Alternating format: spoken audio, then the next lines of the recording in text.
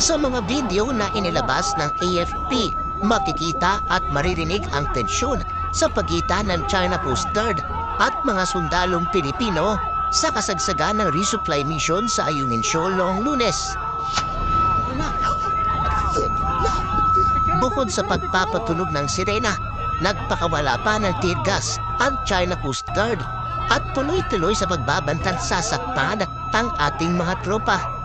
Sa tagpurig ito ay patuloy na lalapatan ng first aid ng isang sundalo ng Philippine Navy na naputulan ng kananhin na laki dahil sa pagbangga ng rigid hull inflatable boat o RIB ng CCG. Sa isa pang video, makikita na lumapit na sa BRP Sierra Madre ang mga RIB ng China Coast Guard at kumukuyog sa mga sundalong Pinoy. Huli sa akto na tinusok gamit ang kutsilyo ng isang tauhan ng China Coast Guard ang RIB naman ng Philippine Navy. Mas naging agresibo pa ang CCG na pinagbubutas ang iba pang RIB ng ating Navy, kung saan sumagasa rin ang kanilang steel hull boat hanggang sa nagtahagisan na ng bato.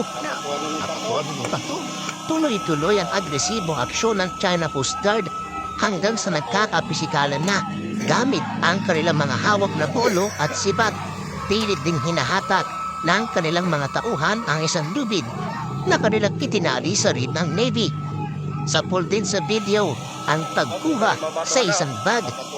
Gumamit pa ang mga chino ng strobe light para maapektuhan ang paningin ng mga sundalong Pilipino. Sa aerial video namang ito, pinagitnaan ng dalawang patrol boat ng China Coast Guard ang isang RIB ng Philippine Navy at hinatak ito papalayo sa BRP Sierra Madre upang i-isolate sa iba pang sundalong Pilipino. Dito ay ninakaw din ng China Coast Guard ang ilang mga gamit at supply.